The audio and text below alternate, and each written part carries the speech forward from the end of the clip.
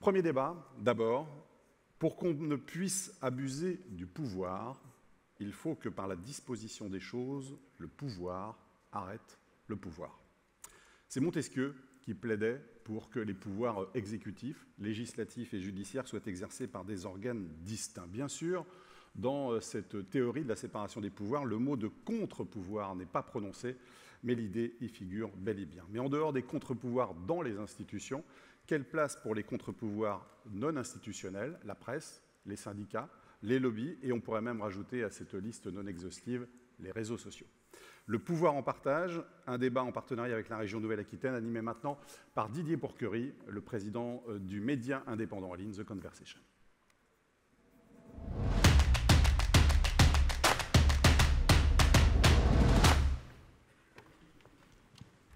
Bonjour à toutes, bonjour à tous et bonjour à nos amis qui nous suivaient en visio sur Internet.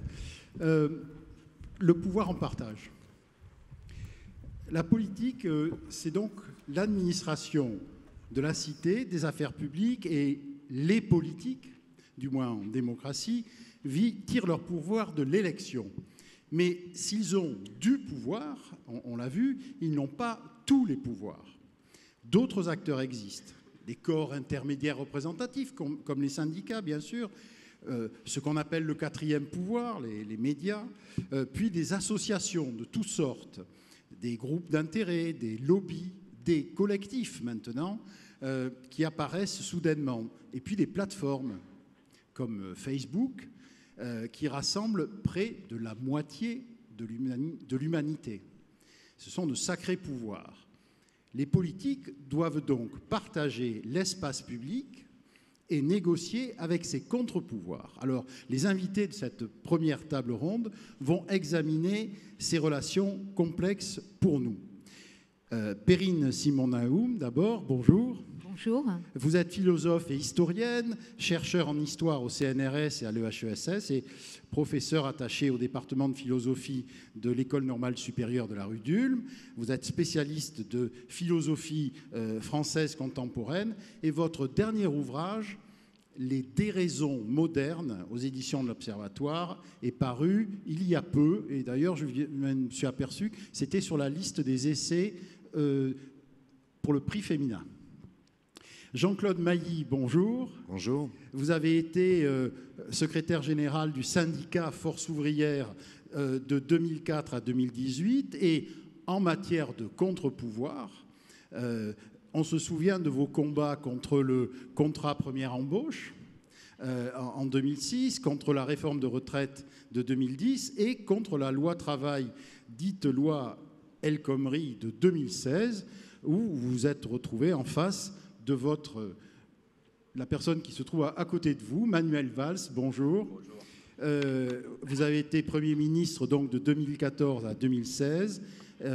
En quelques mots, pour vous situer, vous avez rejoint le Parti socialiste à 17 ans. Vous avez été longtemps actif dans la mouvance qu'on appelait rocardienne. Vous avez connu le pouvoir municipal avec le maire d'Évry, vous avez été maire d'Évry pendant 11 ans, le pouvoir législatif puisque vous avez été député et donc le pouvoir exécutif puisque vous avez été ministre de l'Intérieur de 2012 à 2014. Votre dernier ouvrage en forme d'autoportrait s'intitule « Pas une goutte de sang français » et il est paru cette année chez Grasset. Alors avant de passer aux questions, je voulais juste dire à nos amis qui nous écoutent et qui nous voient sur Internet comment ça va se passer pour les questions. Alain ?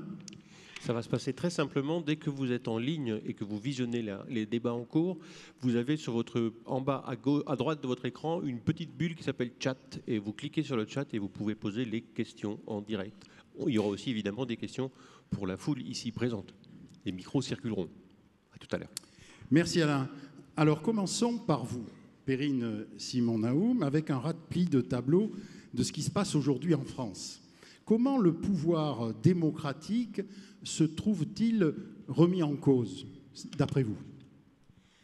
Alors je crois que ce à quoi on assiste aujourd'hui en France est assez inédit. Le pouvoir démocratique a toujours été dans l'histoire un pouvoir contesté. Et il était contesté aux extrêmes, mais il était contesté à l'intérieur du système. C'est-à-dire qu'il était contesté, me semble-t-il, par des gens qui se sentaient peu représentés ou des gens qui se sentaient mal représentés. Ce qui se passe aujourd'hui, et qui, à mes yeux, est tout à fait inédit, c'est le fait que le pouvoir démocratique se trouve contesté en tant que tel. C'est-à-dire, effectivement, le pouvoir doit être partagé. Mais pour le partager, il faut être d'accord sur les principes qui animent ce pouvoir.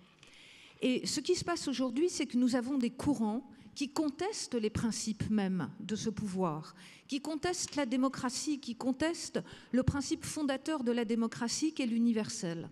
Et ça, c'est quelque chose de tout à fait nouveau. Alors peut-être, comme je vois qu'il y a des lycéens dans la salle, peut-être un mot sur la généalogie. Oui, d'où ça vient, ça. De cette idée. Je crois qu'on peut la faire remonter dans les années 1980-1990, notamment au travail d'une philosophe américaine dont vous avez sans doute entendu parler, qui s'appelle Judith Butler. Et Judith Butler, qui est l'une des pionnières de la question du genre, s'est ensuite intéressée à la démocratie. Or, ce qu'on voit, c'est que dans son dernier livre, qui est paru en français sous le titre « Rassemblement », où elle s'intéressait donc aux nouvelles formes démocratiques de rassemblement, les ronds-points, les places, etc., l'ambition de Butler, c'est désormais de fonder une démocratie qu'elle appelle, d'une certaine façon, plus inclusive ou plus substantielle. Qu'est-ce que ça veut dire ? Ça veut dire que dans l'esprit de Butler et maintenant de ses épigones qu'on voit diffusés en France, la démocratie ne serait plus fondée sur l'abstraction du citoyen, ce qui était le cas au moment de la Révolution française. C'est l'abstraction de l'individu moderne, si vous voulez, qui le détache en quelque sorte de ses appartenances historiques, de ses appartenances sociales, de ses appartenances économiques, pour en faire un citoyen égal avec les autres citoyens. Elle pense que nous devons maintenant fonder un régime politique sur la reconnaissance des corps. Je veux dire, des corps au sens biologique du terme, hein, au sens physique du terme. Or, qu'est-ce qui se passe quand vous fondez la démocratie sur la reconnaissance des corps? Vous la ramenez en fait à une identité qui est une identité biologique, qui est une identité historique avant tout. Et donc, si vous voulez, ce faisant, vous gommez l'universel, c'est-à-dire que vous réinscrivez la capacité à œuvrer dans le débat public, à œuvrer dans le champ politique, à partir de votre identité. Vous n'êtes que l'expression de votre identité.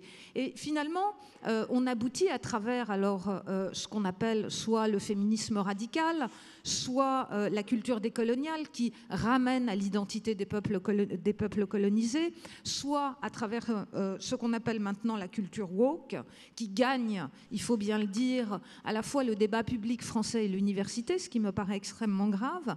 Donc finalement, on arrive à une délégitimation de l'universel et à l'idée que le pouvoir doit être finalement tout sauf partagé, c'est-à-dire que le pouvoir doit être confisqué au profit de certaines minorités ou de certaines identités qui, au prétexte qu'elles n'ont pas pu y accéder avant, elles n'ont pas pu prendre la parole, ce sont les invisibles, ce sont les sans-voix, devraient maintenant le faire, mais ne devraient pas le faire finalement dans un champ public partagé, mais devraient le faire à travers des processus d'exclusion. Qu'est-ce que vous en pensez, Emmanuel Valls, de cette remise en cause, à la limite du citoyen universel en termes de pouvoir? Qu'est-ce que ça veut dire? Que c'est d'abord le fruit d'un long processus qui est dû, nous n'avons pas le temps de l'aborder, mais à des mouvements très profonds qui touchent toutes les sociétés, notamment les sociétés occidentales, le monde qui a changé depuis la chute du mur de Berlin. Le monde était assez simple à comprendre. Évidemment, les effets de la globalisation, il y a toujours une mondialisation, une globalisation, mais là, les effets de la mondialisation économique, financière, en matière de communication, qui ont fait voler en éclats les notions de frontières, d'État-nation, d'état social, et donc là aussi ça aboutit à une perte de repères assez profonde. Le siècle qui s'ouvre avec le 11 septembre 2001 et qui ouvre un âge identitaire, et puis des mouvements qui viennent d'être évoqués, plus profonds, qui taraudent nos sociétés. La contestation du pouvoir vient aussi d'autres phénomènes que nous connaissons tous, c'est que nous vivons aujourd'hui dans des sociétés beaucoup plus horizontales que verticales, les réseaux sociaux, les formes de revendication plus individuelles, et qui expliquent aussi que du coup, notamment dans un pays comme la France qui est très vertical, les effets de cette contestation soient plus spécifiques et plus particuliers, et remettent au fond en cause l'autre mot qu'on pourrait lier au pouvoir, qui est celui de l'autorité et l'acceptation de l'autorité à travers la démocratie représentative. Et puis il y a cette spécificité française.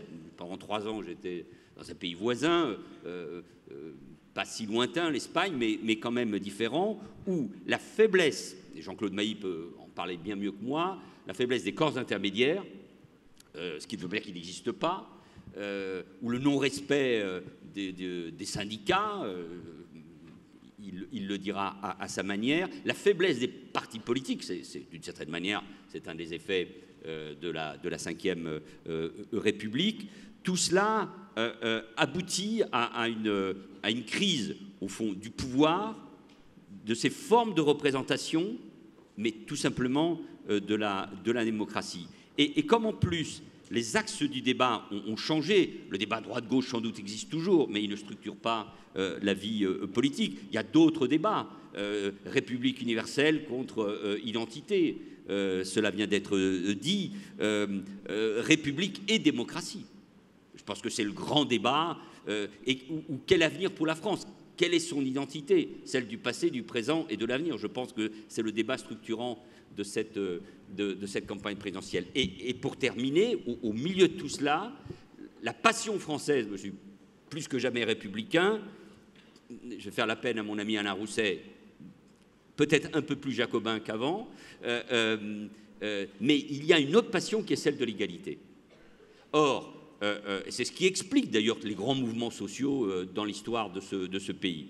Passion de l'égalité, sentiment d'injustice, de ne pas être écouté, et de la fronde jusqu'aux gilets jaunes, vous avez un peuple et des populations qui ont le sentiment de ne plus être écoutés. Donc, quand vous additionnez tout ce que je viens de dire trop rapidement, il y a une crise profonde de la démocratie dans le monde occidental et de la représentation, mais en France, pays centralisé, vertical, jacobin, où on attend tout du président de la République, la crise est encore plus profonde. Et ce n'est plus une crise du pouvoir, ce n'est plus une crise de la démocratie seulement, c'est une crise identitaire profonde sur ce que nous sommes, qui explique, je pense, une grande partie des questions qui sont sur le débat et que vous allez traiter là pendant 3 jours.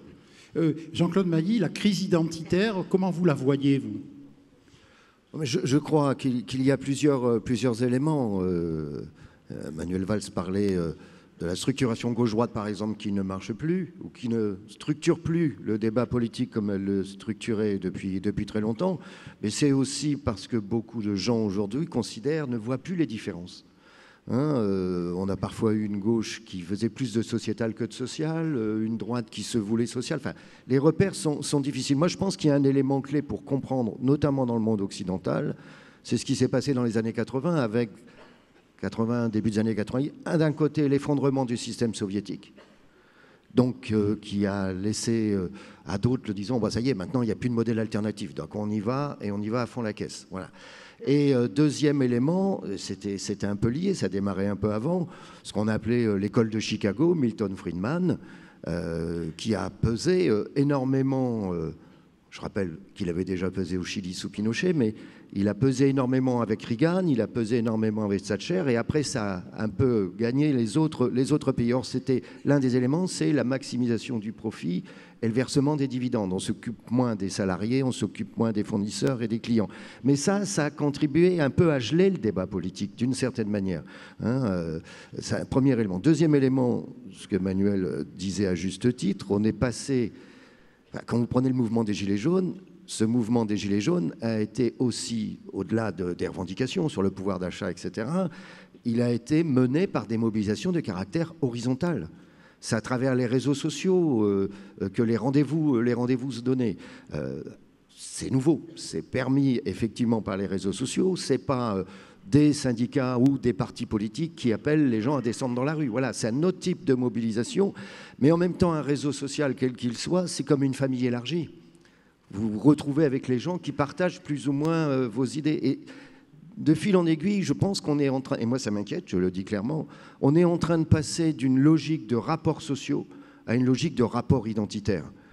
Et ce que disait Perrine tout à l'heure est tout à fait juste, avec toutes les inquiétudes qu'on peut avoir, avec l'idéologie woke qui se développe ici ou là, et on a bientôt un nouveau pays qui va s'appeler le Wokistan, quoi. Est-ce que, Perrine Simon-Mahon, tout ça, ça ne vient pas d'une sorte d'individualisme qui monte en permanence depuis quelques années, tout ce que vous décrivez là, qui place l'individu au centre de tout? Ce que vous décrivez là, en termes d'identité, de refus de l'universel, etc., est-ce que c'est pas ça? Ça, c'est ma première question. J'en ai une autre après, plus dure. Mais l'individu est au centre de tout. Philosophiquement, l'individu est au centre de tout. Seulement, ce qu'il faut bien dire, c'est que l'individu n'est jamais seul. Et donc, ce qui est intéressant, c'est d'essayer, à partir de cet individu que nous sommes tous, parce que nous avons une histoire individuelle, nous avons une histoire personnelle, d'agir dans le monde. Nous avons envie de donner un sens à notre vie. Sans doute celui que je cherche à donner à la mienne n'est pas forcément le même que celui que vous donnez à la vôtre, mais nous nous rencontrons. Et nous nous rencontrons sur des principes et nous nous rencontrons sur des valeurs. Et le premier principe sur lequel nous nous rencontrons, c'est que nous construisons ce monde ensemble. Donc je dirais que d'une certaine façon, on pourrait dire, certains des slogans, je vois marqué « ensemble ». C'est peut-être pour ça que inconsciemment le mot m'est venu à l'esprit. Certains slogans sont justes, mais ils se traduisent mal. Et pourquoi ils se traduisent mal? Non seulement parce que nous avons du mal maintenant à agir ensemble dans le monde, mais parce que nous avons du mal même à mettre des mots sur cette action. Ce qui me paraît aujourd'hui très grave, c'est la violence que traduit le modèle. Jean-Claude Mailly parlait donc de la fin d'un modèle des rapports sociaux. Effectivement, nous fonctionnons sur le modèle qu'avait donné un philosophe allemand bien connu parce qu'il a frayé un moment avec le nazisme, qui est Carl Schmitt. C'est-à-dire que c'est le modèle ami-ennemi. Soit vous êtes dans mon groupe, soit vous êtes dans mon identité, soit vous n'y êtes pas. Et le drame, c'est que si vous n'y êtes pas, vous ne pouvez pas parler pour moi. C'est ce que disent maintenant les gens qui se réclament des indigènes. C'est l'idée que vous délégitimez la personne qui est en face de vous parce qu'elle n'a pas la même histoire. C'est-à-dire que moi, je suis une femme. Alors, d'une part, je suis forcément une victime puisque je suis une femme. Vous êtes un homme, donc j'imagine que vous êtes un prédateur sexuel. Mais de toute façon, étant un homme, vous ne pourrez pas prendre la parole pour moi, femme. Je suis silencié, comme on dit dans oui, absolument. Vous êtes nié dans votre identité. Or, tout vient de l'individu, mais encore une fois, l'individu, c'est le point de départ pour s'ouvrir aux autres et pour construire ensemble un monde commun. Franchement, j'ai une question pour vous, parce que je me dis, ce que vous décrivez là, décolonial, etc., est-ce que ce n'est pas juste un truc d'universitaire pour les universitaires? Parce que moi, je me mets à la place des gens qui sont dans mon village en Sud-Gironde. Ils sont très loin de ces questions-là. Leur problème, c'est un problème de pouvoir d'achat, de prix de l'essence, etc. Et si vous venez de leur dire que le problème essentiel de la société, c'est qu'il y a des décoloniaux et des woke, vous n'allez pas vous entendre, non? Alors, je m'exprimerai autrement. Ces gens qui sont dans votre village, j'imagine qu'ils ont accès aux réseaux sociaux. Oui. Et ces réseaux sociaux, vous savez qu'ils fonctionnent sur des algorithmes.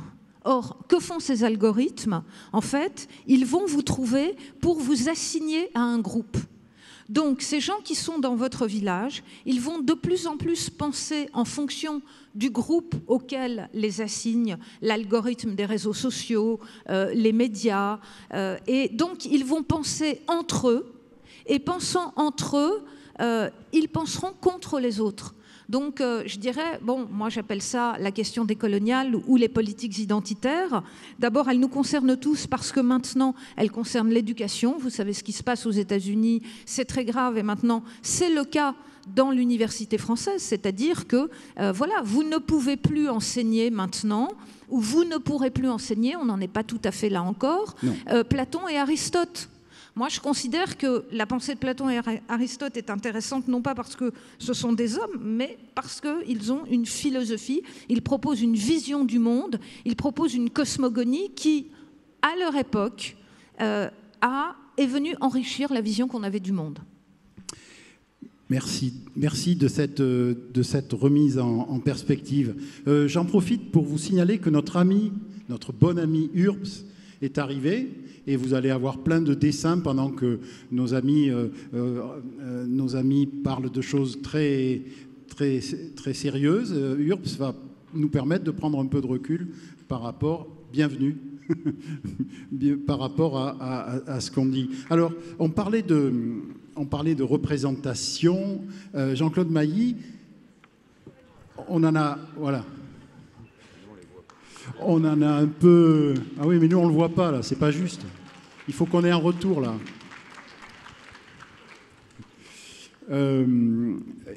On parlait de représentation et d'affaiblissement de ce qu'on appelle les corps intermédiaires. Qu'est-ce qui se passe? C'est-à-dire que le syndicat a de moins en moins de pouvoir au profit de nouveaux acteurs, de collectifs favorisés par les réseaux sociaux, ou ce qu'on appelle la démocratie directe, c'est-à-dire plus d'intermédiaires.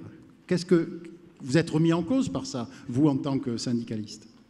Écoutez, je pense que les organisations syndicales, quelles qu'elles soient, ont tendance à être considérées par certains comme des institutions, au même titre que les partis politiques et les médias, donc contestées en tant que telles. Ça existe aujourd'hui, c'est évident.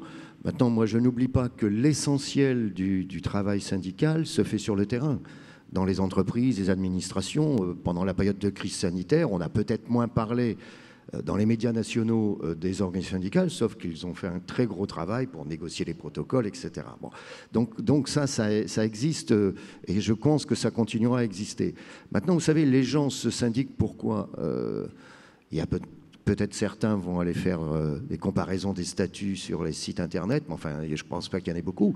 Ils se syndiquent tout simplement parce que la présence du syndicat, quel qu'il soit dans l'entreprise, considère qu'il fait un bon boulot, ou il a obtenu quelque chose, et où on veut militer, ou tout simplement on veut adhérer. Donc ça, c'est ça la base de l'adhésion syndicale. Maintenant, il y a un problème qui n'est pas spécifiquement français, mais avec une insistance plus forte en France, selon moi.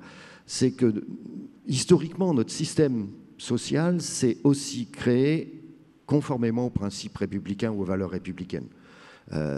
Liberté, égalité, fraternité, moi j'ajoute toujours, mais je ne suis pas le seul, il y en a un côté qui est d'accord là-dessus, c'est la laïcité. Bon. Quand on parle de la notion d'égalité républicaine, c'est pas obligatoirement l'égalité des chances tout de suite, c'est l'égalité des droits. Donc c'est comment assurer un minimum d'égalité de droits entre, si on parle des salariés, entre l'ensemble des salariés, si on parle des citoyens, entre l'ensemble des citoyens. Et on avait construit, je dis parce que c'est en train d'être mis en cause, on avait construit un système d'articulation entre la loi et le contrat, et avec tous les niveaux de négociation, nationale, interprofessionnelle, entre les confédérations syndicales et les confédérations patronales. C'est comme ça qu'a été créée l'assurance chômage, les retraites complémentaires par exemple, le niveau des branches nationales et le niveau de l'entreprise. Et tout ça a été articulé. Or ça a été progressivement remis en cause. Ça a été remis en cause dans d'autres pays également. Au moment de la crise financière de 2008, un pays comme la Grèce, le Fonds monétaire international notamment, a exigé que les conventions collectives nationales disparaissent. Il y a eu des problèmes en Espagne aussi dans les années 2010-2011. On a aussi eu ces difficultés dans notre pays, y compris un débat qu'on avait eu avec Manuel quand il était Premier ministre sur la loi travail, etc. Et vous voyez aujourd'hui que la situation, pour moi, s'est aggravée. Ça veut dire que quand vous êtes confronté, il n'y a plus de démocratie représentative qui fonctionne.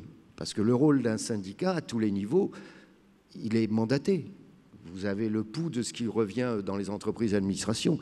Si vous n'êtes plus écouté, pas forcément entendu, mais écouté, qu'est-ce qui se passe? Vous avez des mouvements comme les Gilets jaunes. Je ne dis pas que le mouvement n'est pas justifié sur ses revendications, mais quand le mouvement éclate, vous discutez avec qui? Vous n'avez pas d'interlocuteur.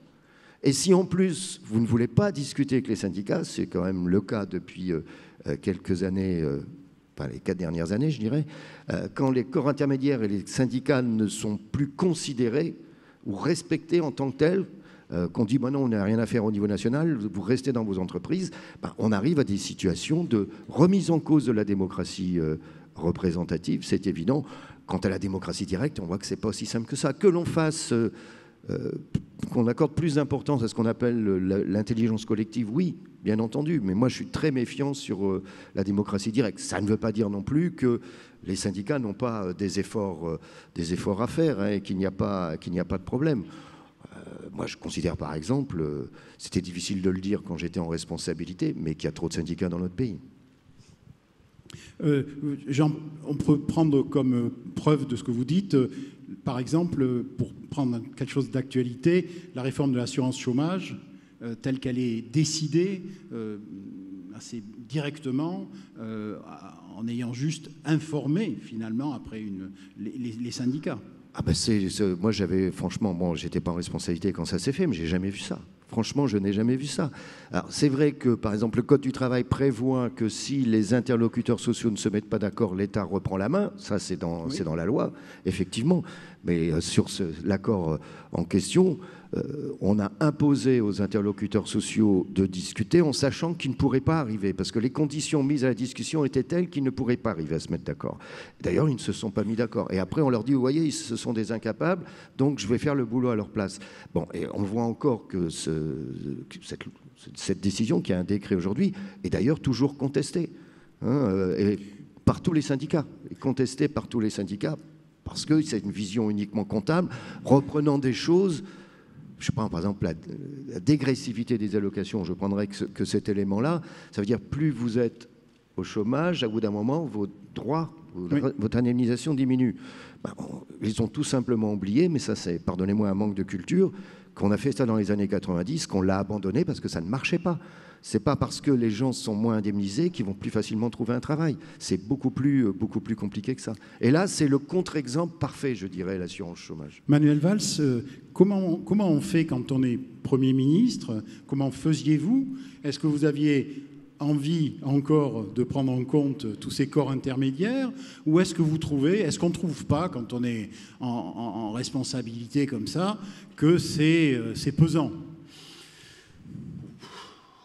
Mes sentiments profonds, je ne sais pas lesquels ils étaient exactement à ce moment-là, mais je sentais d'abord une désagrégation de ce qu'on appelle les corps intermédiaires, c'est pas un très joli mot, enfin des partis, de la majorité à l'époque, dont j'étais le chef, le nombre d'interlocuteurs syndicaux qui ne facilitaient pas les choses, même s'il y avait aussi des points de vue différents. Mais ce qui est clair, moi c'est ma vision, peut-être elle n'a pas été toujours comprise, je veux bien l'admettre, mais c'est qu'on a besoin de cette démocratie représentative. Avec l'expérience et le recul, moi je me dis, c'est peut-être le message notamment aux plus jeunes que j'ai envie de transmettre, que moi j'ai 4 passions, celle de la France, qui débat, et vous en faites de la démonstration, celle de la République universelle et de ses valeurs dont la laïcité, face notamment aux mots qui montrent l'étendue de nos problèmes que sont l'antisémitisme et le racisme, et la démocratie représentative. J'abonde dans le sens de Jean-Claude Mailly.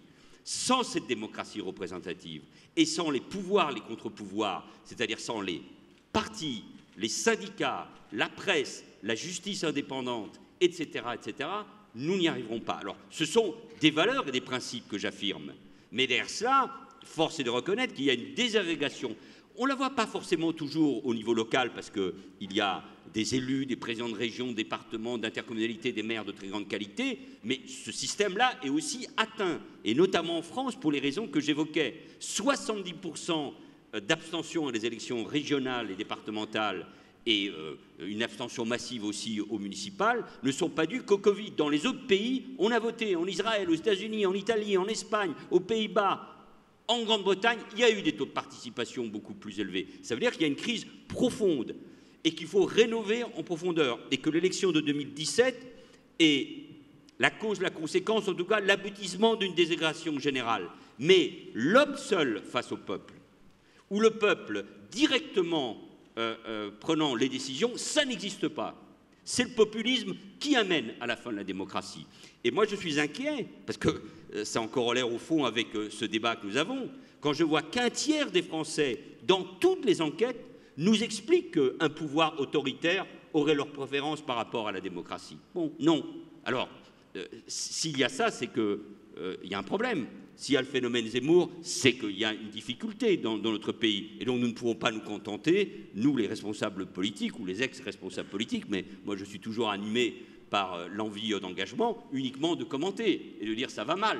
Bon, mais ça veut dire qu'il faut régénérer en profondeur cela. Alors ça passe peut-être par une modification des institutions, par une réflexion sur les modes de scrutin, par une réflexion beaucoup plus aboutie sur ce que fait l'État, ce que font les collectivités territoriales, sur le rôle des syndicats, sur la représentation des salariés, sur l'unification du mouvement syndical. L'exemple que vient de prendre Jean-Claude Mailly est très important parce qu'il y a un mouvement, il est puissant, celui des Gilets jaunes, même si ça n'a rien à voir avec des manifestations de masse de millions de personnes, mais il est représentatif de quelque chose. Il s'arrête. Qu'est-ce qui se passe ? La frustration, et de la frustration naît évidemment la colère, et de la colère naît le dégagisme, et le dégagisme il finit par dégager, y compris ceux qui ont été élus grâce au dégagisme. Vous voyez ce que je veux dire? Donc c'est une très grande difficulté, il faut le prendre à bras-le-corps, parce que c'est cette démocratie qui est profondément atteinte, et encore plus dans notre pays. Au fond, c'est quoi la politique? C'est quoi la politique? Elle n'est pas que sale et corrompue, hein. Elle est magnifique, il y a de l'engagement, mais c'est la capacité à unir la préoccupation individuelle, parce que l'individu il est au cœur de notre civilisation européenne, c'est le respect de l'homme dans un état de droit, de l'individu, de l'homme et de la femme, devrais-je rectifier, sinon je me ferais hacker, de l'homme au sens profond et philosophique du terme, et le collectif. Et c'est ça aussi la France, c'est ça la République universelle. Alors je dis attention, parce qu'on est en train de tout bazarder, et si on bazarde tout, on s'effondre. Non, il y a, je pense, des ressorts dans ce pays, et ça passe par l'engagement, par le respect, par l'utilisation de tous les moyens qui existent, notamment en matière de technologie, pour comprendre, pour écouter. Mais la démocratie représentative, c'est-à-dire le fait qu'un individu confie à un syndicaliste, à un politique, à un élu, le soin de le représenter, c'est le pire des systèmes, mais c'est le seul qui marche, hein, quand même. Et donc, moi, je veux bien être dans tous les débats, essayer de comprendre tout. Mais il y a un moment où ça ne va pas. Moi, je n'accepte pas qu'on remette en question l'histoire de France. Je n'accepte pas qu'on nous explique que Pétain et De Gaulle, c'est la même chose. Je ne supporte pas qu'on nous dise que tous les musulmans sont des terroristes ou que le terroriste représente tous les musulmans. Je ne supporte pas qu'on remette en cause la démocratie. Et parce qu'on accepte et on débat, et c'est normal. Non, ça n'est pas normal. Quand on touche au cœur même de nos valeurs et de la République, ça n'est pas normal. Donc ça veut dire qu'il faut se lever, gueuler un peu et se dire, bon, il y a des gens qui gueulent parce qu'ils n'aiment pas ce qui se passe. Mais moi, j'aime pas ce qu'ils disent. Et là, on a deux visions de la France, et c'est une de ces visions qui va gagner dans quelques mois. Donc on joue quand même quelque chose de gros, hein, dans quelques mois. Hein. Tout d'un coup, en écoutant ces messieurs, oui, ça appelait les applaudissements, vous avez raison. En écoutant ce que disait Jean-Claude Mailly, Perrine Simon-Naoum, je me dis, mais finalement, les gens que vous décrivez, les indigènes de la République, le parti des indigènes de la République, etc., ce sont des corps intermédiaires, non? Ils sont représentatifs de quelque chose? Alors, je ne sais pas de quoi ils sont représentatifs. Si on rentre dans leur idéologie, ils ne sont représentatifs que d'eux-mêmes. Et ce ne sont pas des corps intermédiaires parce que, en fait, ils ont vocation à occuper toute la place. Et à occuper toute la place en chassant ceux qui l'occupaient avant ou ceux qui pourraient l'occuper après. Non seulement en les chassant, mais en les occultant. C'est ce qu'on appelle la cancel culture, c'est-à-dire le fait d'effacer ce qui s'est passé. Au contraire, je crois que le plaidoyer qu'a fait Manuel Valls était tout à fait magnifique parce qu'il rejoint la manière dont, je dirais, une philosophie de la relation, une philosophie réflexive peut penser la politique. La politique, ça ça ne se limite pas au jeu, à la politique, je dirais. Le politique, et c'est ce que pensait quelqu'un comme Hannah Arendt, c'est quelque chose qui organise nos vies depuis le niveau le plus personnel jusqu'au niveau le plus collectif.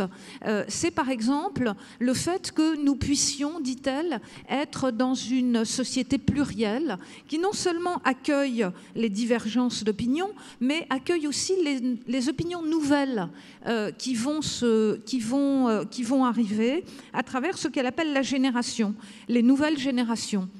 Donc cette politique, quand elle est bien pensée, elle ne supprime pas les polémiques, elle ne supprime pas le débat, mais elle l'organise. La démocratie, elle est quand même en deux temps.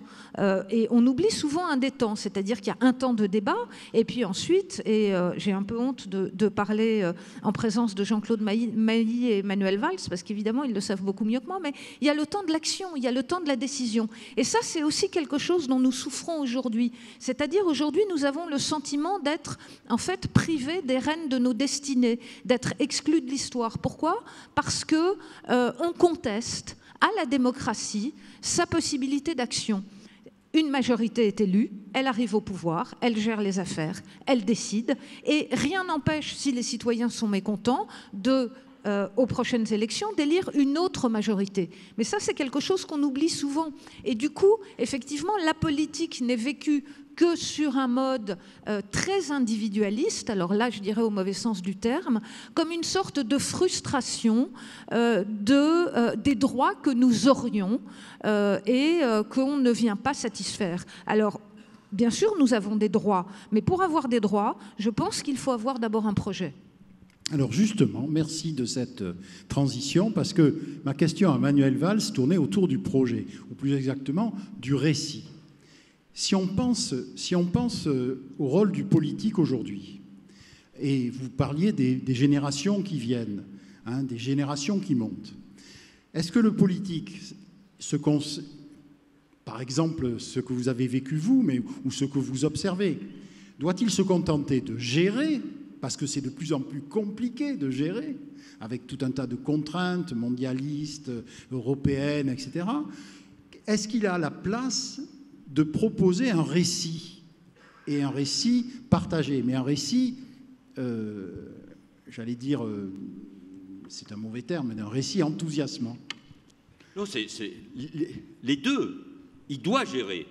Moi, à 18 ans, j'étais un social-démocrate, un socialiste rocardien ennuyeux, parce que je pensais qu'il fallait gérer, et mes modèles, pour les plus jeunes ici, ça ne veut rien dire, c'était Willy Brandt, Olof Palme, Rocard, et je ne croyais pas à cette gauche du verbe, et je pensais qu'il fallait gérer. D'ailleurs, on gère bien, et dans ce pays, il y a des élus sur le terrain qui gèrent très bien, fort heureusement.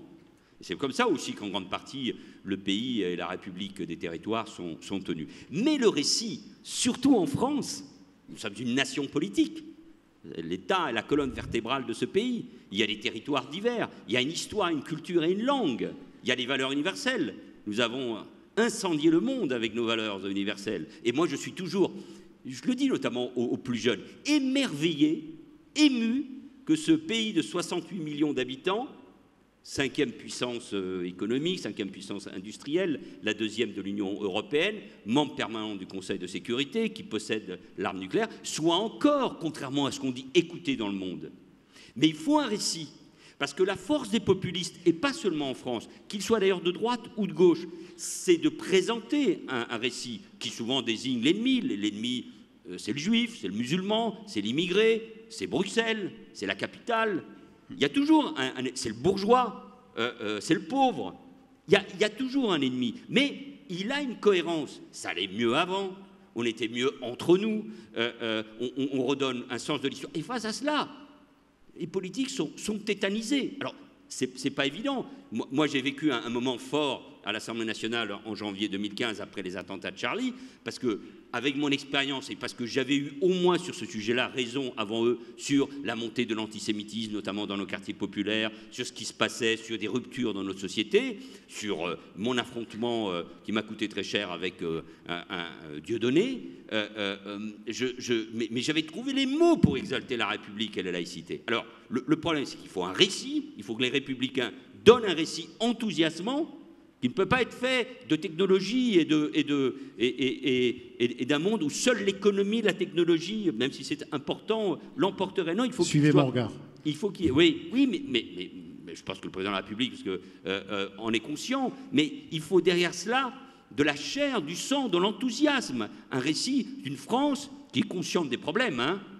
Inégalité, rupture, aujourd'hui pouvoir d'achat, bien évidemment, la question de l'immigration qu'il faut traiter d'une manière totalement nouvelle, le problème de nos frontières communes, la relation avec l'Afrique, l'avenir de l'Europe, Guetta en parlerait bien mieux, qui va quand même pas aussi mal que ça non plus, et qui se pose maintenant des questions stratégiques par rapport aux États-Unis ou à la Chine. Mais il nous faut un récit, parce que sinon, dans la tradition française, à la fin du XVIIIe siècle, dans les années 30, un peu à la fin des années 50, la culture barésienne et maurassienne, et désormais zémourienne, l'emporteront. L'emporteront parce qu'ils ont au moins l'avantage d'une cohérence. Il y a un moment clé dans l'histoire de France et de la République, c'est l'affaire Dreyfus. C'est quand Clémenceau, Zola, Péguy, Lazare se lèvent et disent, y compris par rapport à une partie de la gauche, disent « ça suffit, ça n'est pas possible ». Nous sommes dans un moment assez identique. L'histoire bafouille et ne se répète pas, hein, et c'est toujours facile de ramener en arrière. Mais donc, il faut un récit, ce récit républicain, mais à une condition, notamment pour les plus jeunes, c'est que ça marche. Moi, je suis quand même étonné, y compris dans les enquêtes d'opinion, y compris dans les discussions avec mes enfants ou avec leurs copains. On sait quoi? On ne comprend pas la laïcité. Pourquoi on n'a pas le droit de porter un voile? Et pourquoi je ne peux pas revendiquer davantage ma sexualité? Je vois notamment tout le débat autour des transgenres. C'est des sujets qui existent. On ne peut pas, nous, les plus anciens, balayer tout ça d'un revers de main. Mais c'est pour ça que la question de l'exaltation de la République et de ses valeurs, à condition qu'elle trouve, notamment sur la question de la justice sociale, elle trouve une application, ça me paraît. C'est ça le récit. C'est le récit républicain de la France universelle. C'est pas vieux, ça. C'est plus que jamais nouveau. Et pour les autres pays, un mot. Il y a bien des années, Jean-Claude et moi, on aurait critiqué l'impérialisme américain. Ce plan économique, hein, l'impérialisme américain. Et il existe toujours l'impérialisme américain. C'est ce que vous disiez, chère madame. C'est l'impérialisme culturel. Il veut nous imposer, à travers les universités, les réseaux sociaux, la presse, le Washington Post, le New York Times, ils veulent nous imposer leur culture de la différenciation.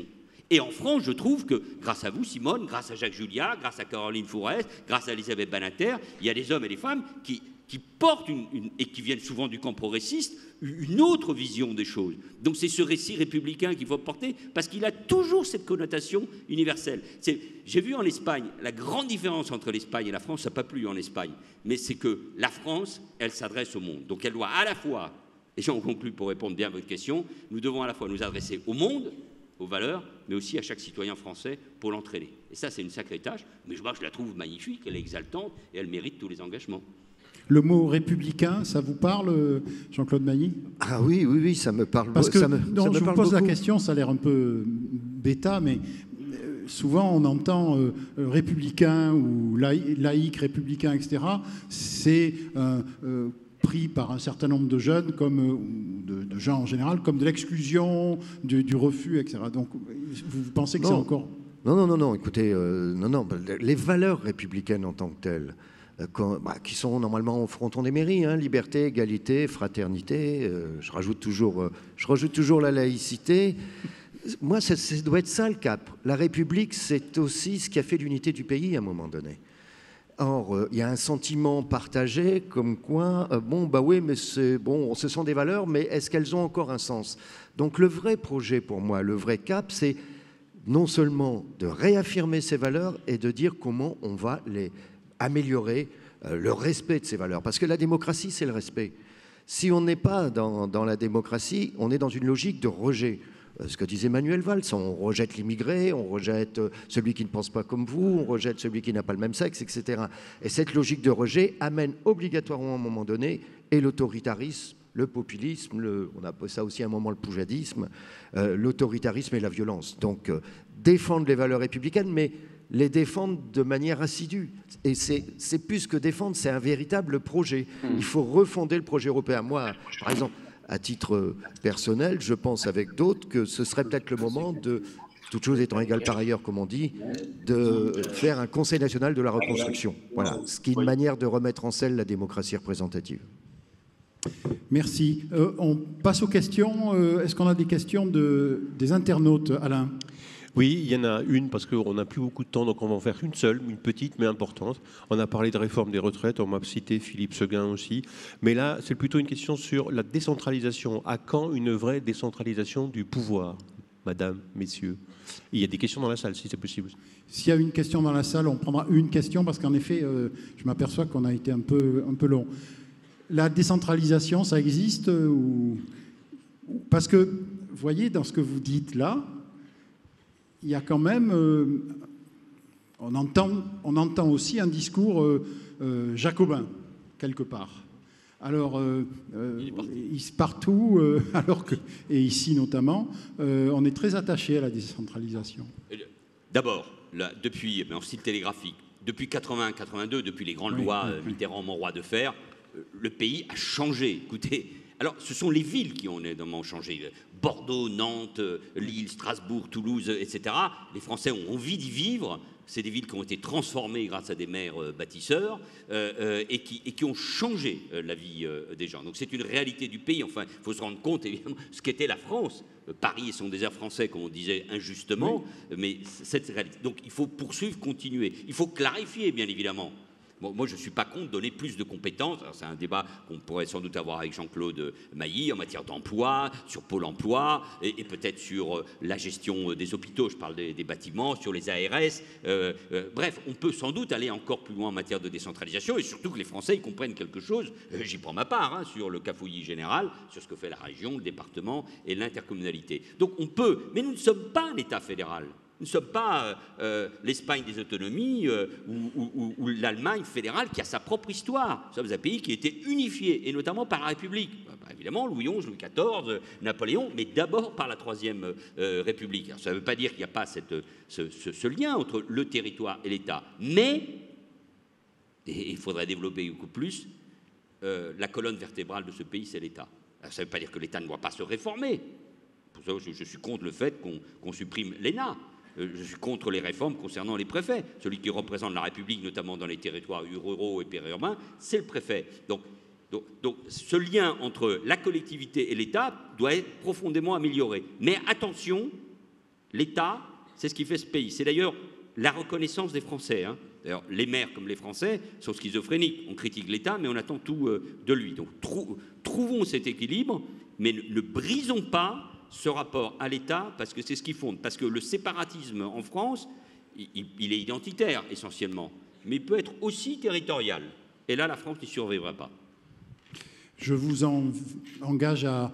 Il y a un débat qui sera là, exactement sur ce thème-là, samedi à 16h, de 15 à 16, pardon. D'autres questions dans la salle? Une question dans la salle, merci. Oui, bonjour. Oui. Donc j'ai une question. Vous mettez votre micro bien près de votre masque. Oui, avec le masque, c'est pas possible. Oui, c'est à cause du masque, bon. c'est pour ça.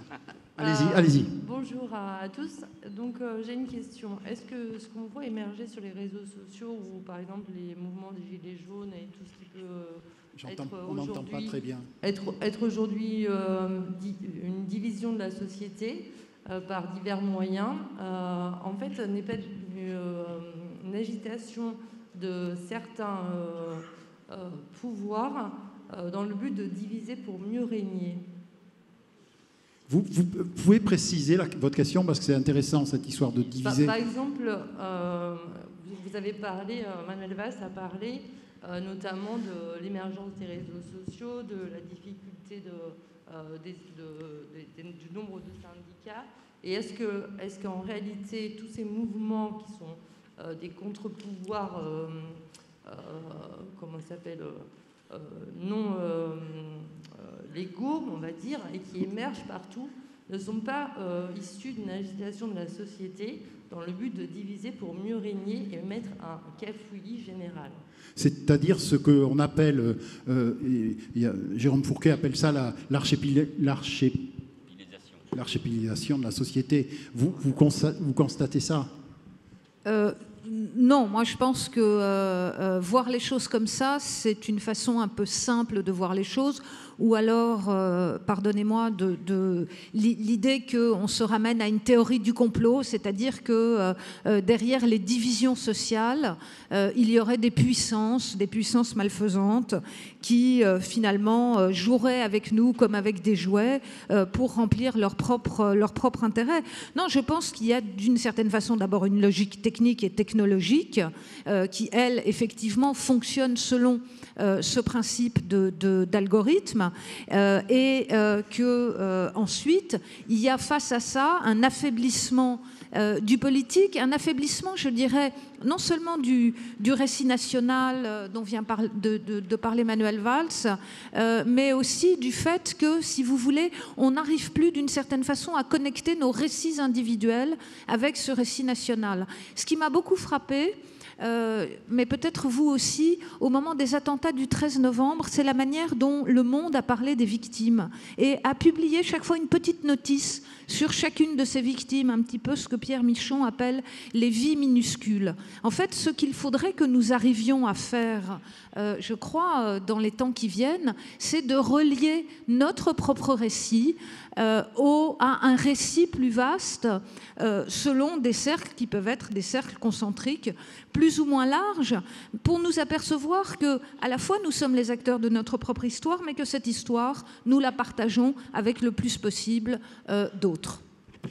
Sans être naïf, pardon, oui. Sur un point, c'est que sur les réseaux sociaux et sur le système de communication global, mondial, il y a des acteurs. Alors, sur le plan économique, sur le plan des contenus, il y a les GAFAM, et l'Europe réagit plutôt bien par rapport à cela, mais il y a aussi des puissances étrangères. Et le rôle de la Russie est plus important de ce qu'on veut bien croire, et il s'invitera, ou ils s'inviteront, vous allez le voir, dans la prochaine campagne électorale.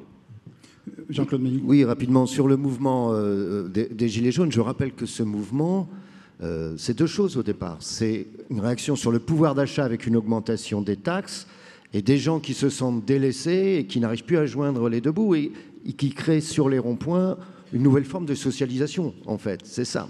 Mais il y a un sentiment d'humiliation aussi. Comment... Enfin, vous pouvez plus vous loger en ville, vous partez à 15 ou 20 km de la ville. Un couple avec 2 voitures. Vous roulez au diesel et on vous a dit d'être chauffé au fioul. Et là, on est en train de leur dire, mais vous n'êtes pas de bons citoyens. Parce que vous roulez au diesel et vous vous chauffez au fioul. C'est une forme d'humiliation. Et il y a un décrochage, il y a eu un décrochage, une incompréhension, en fait, entre ce qu'on peut décider au plus haut niveau et ce que vivent les gens. Et si l'on veut régler ça dans la démocratie, ça s'appelle de la négociation et ça s'appelle de discuter avec les uns et les autres. On aura demain, en fin de matinée, un débat sur les pouvoirs des GAFA, qui répond en partie à la question que vous posiez, madame, parce que, notamment sur les Gilets jaunes, Facebook a eu un rôle très important pour faire se communiquer, entre autres, les Gilets jaunes. Je voudrais, en votre nom à tous, remercier nos intervenants. Merci beaucoup. Merci à vous. Et la place au suivant. Stéphane.